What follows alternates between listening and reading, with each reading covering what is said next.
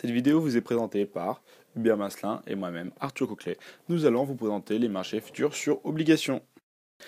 Dans une première partie, nous allons vous présenter ce qu'est un contrat futur sur obligation. Puis, nous allons vous présenter une description d'un contrat. Par la suite, nous allons exposer les mécanismes de livraison, puis les facteurs de conversion. Ensuite, nous allons terminer par la couverture d'un portefeuille d'obligations avec des futurs sur obligations. Un contrat à terme ou futur est un accord entre deux parties qui fixe les termes de l'échange qui aura lieu entre eux à une date ultérieure. Il existe donc des contrats futurs sur des obligations. La partie short s'engage à vendre à la partie longue une obligation à un prix convenu à l'avance. Ils sont standardisés par opposition aux contrats de gré à gré lorsqu'ils sont négociés sur le marché, de sorte qu'ils sont appelés contrats à terme négociés en bourse. Par exemple, au Royaume-Uni, les futurs sur obligations sont négociés sur le LIFE, le London International Financial Future Exchange, qui a ouvert en 1982. Le LIFE est le plus grand marché financier à terme en Europe en termes de volume de contrats négociés. Aux États-Unis, il y a le Chicago Mercantile Exchange et le Chicago Board of Trade, qui est établi en 1948 et qui est le plus vieux marché d'options de futurs au monde. Il y a aussi le REX, par exemple. Il faut savoir qu'il n'y a pas de risque de contrepartie lié aux échanges négociés sur ces marchés futurs en raison du rôle de la chambre de compensation, tel que le London Clearance House. C'est le corps à travers lequel les contrats sont réglés. Une chambre de compensation va agir en tant qu'acheteur pour tous les contrats vendus à la bourse et le vendeur de tous les contrats qui sont achetés. On utilise ces futurs sur obligations, qui sont une partie importante des marchés obligataires, pour la couverture et à des fins spéculatives. Les obligations souveraines représentent la quasi-totalité du marché. Donc pour afficher le marché des futurs sur obligations sur Bloomberg, nous avons utilisé la fonction World Bond Future. On peut constater que les futurs sont classés par région géographique. On peut savoir leur bourse et les tickers. Si vous regardez les deux dernières colonnes, vous pouvez voir les volumes échangés et les positions ouvertes sur chacun des futurs. Les dates de livraison des contrats se succèdent trimestriellement. Les livraisons ont lieu en mars, juin, septembre ou décembre. Par conséquent, à heure fixe au cours de l'année, un contrat pour chacun de ces mois expire et un prix de règlement final est déterminé pour lui. Il est normal de voir la liquidité des échanges que dans le mois de contrat avant, de sorte que si nous échangeons en janvier 2013, les futurs les plus liquides seront en mars 2013 et éventuellement un ou deux mois des prochains mois. Nous pouvons le constater sur le graphe Bloomberg.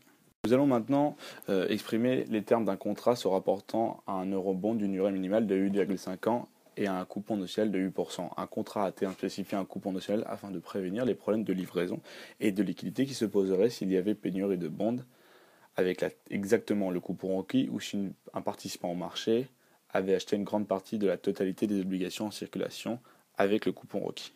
Maintenant nous intéresser au mécanisme de livraison. Pour éviter les problèmes de liquidité, la partie short n'a pas à livrer une obligation spécifique. Elle sera libre de livrer n'importe quelle obligation parmi un panier défini à l'avance. Toutes les obligations qui répondent aux spécifications de maturité du contrat à terme sont dites dans le panier de livraison. Dans ce cas, nous avions choisi un eurobond avec une maturité minimale de 8,5 ans allée jusqu'à 10,5 ans. Ainsi, on affiche le panier de livraison donc de cet eurobond et nous pouvons constater que toutes les obligations présentes ont une maturité qui termine en 2022 ou 2023 par rapport à aujourd'hui où nous sommes en 2013, ce qui concorde. C'est pour ça qu'elles sont dans le panier de livraison. Comme nous l'avions vu, chaque contrat futur a un yield notionnel. Le facteur de conversion est donc le prix qu'il confère à l'obligation le jour de la livraison, un yield égal au yield notionnel. Ce facteur de prix sert aussi à normaliser les prix de l'obligation. À la date de livraison, la partie short décide de quelle obligation elle va livrer dans le panier de livraison, alors que la partie longue, elle va payer le prix du futur, côté, fois le facteur de conversion, plus les compos courus.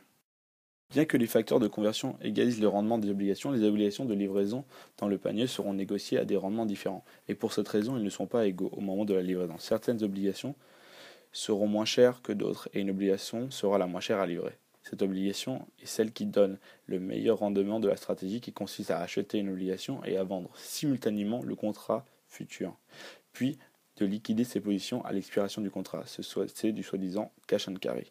Si un contrat est acheté et détenu jusqu'à l'échéance, l'acheteur recevra donc de la maison de compensation la moins chère à livrer. Les traders parfois tentent d'exploiter les écarts de prix entre les obligations et la moins chère à livrer, ceci étant connu sous le nom de basis trading. Les obligations sont utilisées pour une variété de fins. Une grande partie des journées de trading sera spéculative. Une autre utilisation principale des contrats à terme est de couvrir des positions obligataires. En théorie, si l'on couvre une position sur une obligation par un contrat futur sur obligation, et si les prix au comptant et à terme se déplacent de la même façon, alors toute perte d'une position sera compensée par un gain de l'autre. Lorsque les prix montent exactement en lockstep, la couverture est considérée comme parfaite. Dans la pratique, le prix même du moins cher à livrer, que l'on considère comme étant l'obligation échangée implicitement, quand on négocie le contrat futur, et le futur ne se dépasse pas exactement pareil sur une période de temps. La différence entre le prix au comptant et le prix à terme est appelée la base. Le risque que la base change de manière imprévue est connu sous le risque de base. It's hard to look right at your baby, but here's